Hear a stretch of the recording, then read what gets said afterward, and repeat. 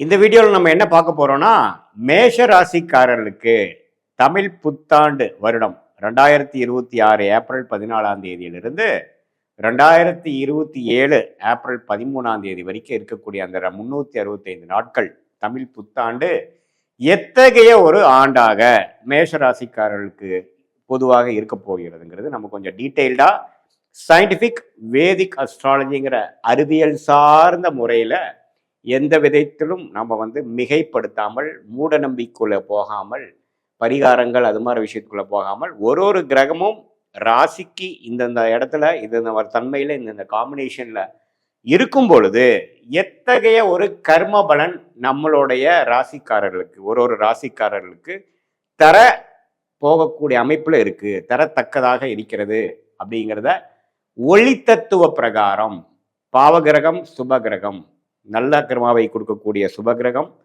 தீய கர்மாவை கொடுக்கக்கூடிய பாவகிரகம், அந்த பாவகிரகமே சுபகிரகத்தின் தாக்கம் பெறும் பொழுது வேற மாதிரி நல்ல பலன்கள் கொடுக்கக்கூடிய அமைப்புகள், அது மாதிரி நிறைய இந்திய வேத ஜோதிடத்துல எப்படி ஒரு தனி மனிதனோட கர்மா செயல்பட போகிறது அப்படிங்கிறத நம்ம துல்லியமா இந்த வீடியோல மேஷராசிக்காரர்களுக்கு தமிழ் புத்தாண்டு எப்படின்னு பார்க்க போறோம்.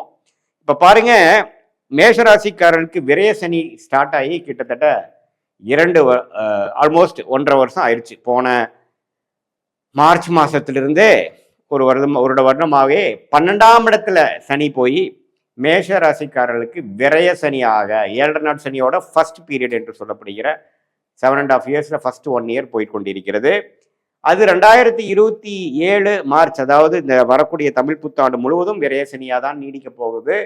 குரு பாருங்க 3ஆம் இடத்துல இருந்து 7ஆம் இடம்ங்கிற திருமணஸ்தானம், அதே மாதிரி 9ஆம் இடங்கிற பாக்கியஸ்தானம், 11ஆம் இடங்கிற லாபஸ்தானத்தில் இருக்கக்கூடிய ராகுவை பார்த்து இருந்தார்.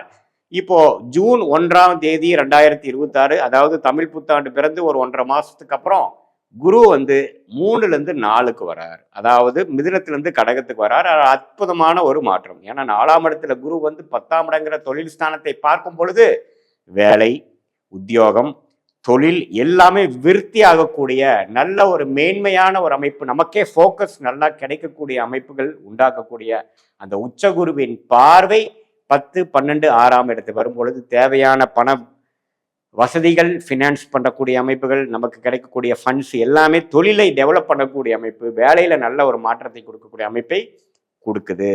ஸோ அந்த ஒரு ஜூன் மாதம் மாறக்கூடிய அமைப்பு மேஷராசிக்கு அற்புதமா இருக்கு. அதே சமயத்தில் வேற ஏதோ ஆண்டு கிரகம் மாறுதான்னு கேட்டிங்கன்னா சனி மாறலை, குரு ஜூன் 1ஆம் தேதி மாறுறார். அதுக்கப்புறம் ராகு கேதுகள் டிசம்பர் 6ஆம் தேதி 2026 புத்தாண்டு பிறந்து ஒரு 7-8 மாதம் கழித்ததுக்கப்புறம் இந்த ஆங்கில ஆண்டின் கடைசி மாதம் ஆகிய டிசம்பர் 6ஆம் தேதி 5ஆம் இடத்துல இருக்கக்கூடிய கேது 4ஆம் இடத்துக்கும் 11ஆம் இடத்துல இருக்கக்கூடிய ராகு 10ஆம் இடத்துக்கும் மாறுகிறார். ஸோ இந்த நடுவால June, July, August, September, October, November இந்த 6 மாதங்கள் பார்த்தீங்கன்னா ராகு கேதுகள் பிரச்சனை இல்லாமல், ராகு கேதுகள் 11/5க்கு சம்மந்தப்பட்டு 10ஆம் வீட்டை பார்க்கக்கூடிய குரு அற்புதமான ஒரு மேன்மையை ஜூன் மாதத்திலிருந்து நவம்பர் மாதம் வரைக்கும் நல்ல ப்ரோக்ரஸ், அருமையான ஒரு ஸ்ட்ரெச் மேசராசிக்காரர்களுக்கு வியாபாரம், தொழில், இன்வெஸ்ட்மெண்ட், வேலை அது மாதிரி விஷயத்தில் இருக்கக்கூடியவங்களுக்கு நல்ல ஒரு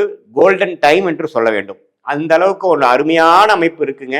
அதை நல்லா யூஸ் பண்ணிக்கங்க. அதுக்கப்புறம் டிசம்பருக்கு அப்புறம் என்ன சாமி ஆகும் அப்படின்னா, டிசம்பருக்கு அப்புறம் ராகு 10க்கு வர்றதுனால சில பிரச்சனைகள், சில சேஞ்சஸ், சில அப்டக்கிள்ஸ் அப்படிங்கிற மாதிரி சில விஷயங்கள் கொடுப்பார்.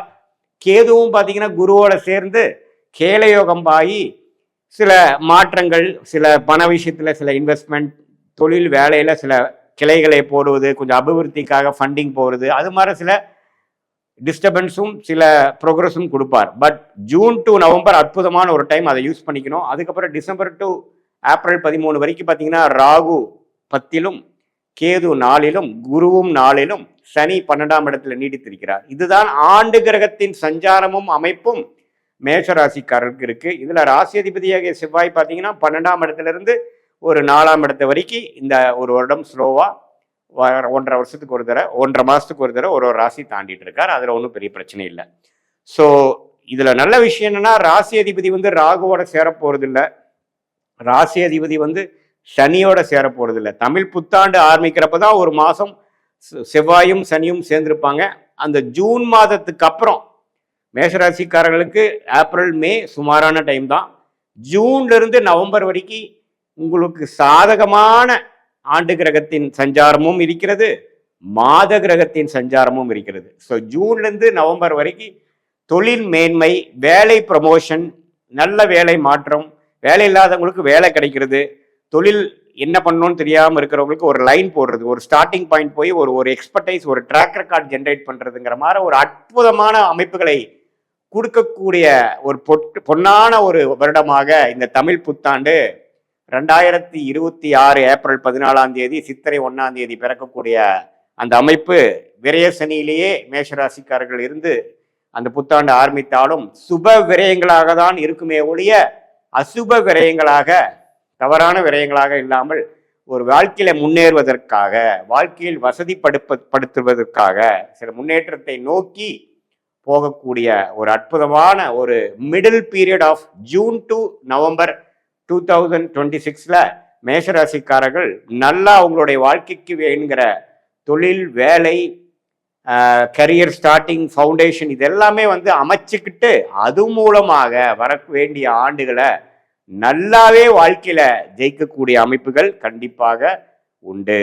இது பாத்தீங்கன்னா இது ஒரு பொதுவான ஒரு ஆண்டு கிரகம், மாத கிரகத்தை வைத்து நம்ம சொல்லக்கூடிய ஒரு அமைப்பை ஒழிய உங்களுடைய ஜென்ம ஜாதகத்தில் பிறந்த தேதி, பிறந்த நேரம், பிறந்த ஊரில் என்னென்ன மாதிரி ஒரு அமைப்பு வருது, அதாவது எந்த ஜாதகத்துல நீங்க என்ன லக்னத்துல பிறந்தீங்க, மேஷ ராசியில நீங்க அஸ்வினி நட்சத்திரமா அல்லது பரணி நட்சத்திரமா அல்லது கிருத்திகை நட்சத்திரம் முதல் பாதமா, என்ன லக்னம், லக்னாதிபதி எப்படி இருக்கிறார், என்ன தசாபுக்திகள் போய் கொண்டிருக்கிறது, அந்த லக்னா நாதன் எப்படி இருக்கிறார், லக்னாதிபதியோட உச்சம், நீச்சம், பகை, அதே மாதிரி திருட்பலம், திக்பலம், அதெல்லாம் பலம்லாம் எப்படி இருக்கு, என்ன மாதிரி தசாபுக்திகள் போய் கொண்டிருக்கிறது, நடக்கக்கூடிய தசை உங்களுடைய லக்னத்துக்கு யோகமான தசையா, தசை புக்தி எப்படி போயிட்டு இருக்கு, எப்போ அந்த தசை முடியுது, அடுத்தது நம்ம வாழ்க்கையில எது மாதிரி ஒரு பாதையை நோக்கி நம்ம செல்ல போகிறோம், நம்மளோட திருமண வாழ்க்கை எப்படி போக போகிறது, நம்மளுடைய ஹெல்த் எப்படி ஆக போகிறது, நம்மளுடைய வெளிநாடு பயணங்கள், மாற்றங்கள், உள்நாடா வெளிநாடா, அரசு உத்தியோகமா,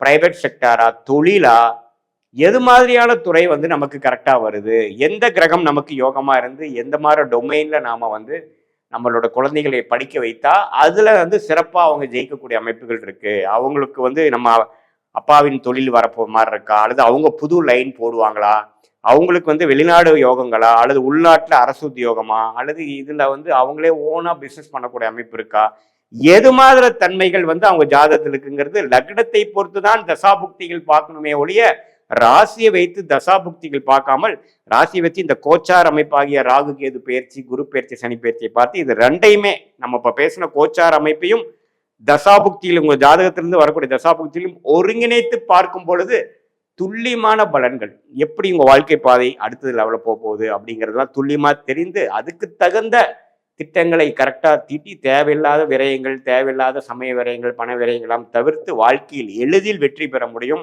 சயின்டிபிக் வேதிக் அஸ்ட்ராலஜி முறை மூலமாக நீங்கள் நல்லாவே வாழ்க்கையில பெனிஃபிட் அடைந்து கிளாரிட்டியோட வாழ்க்கையில் வெற்றி பெற முடியும் என்று சொல்ல விரும்புகிறேன். மீண்டும் மற்றொரு காணொளியில் சந்திப்போம். நன்றி, வணக்கம்.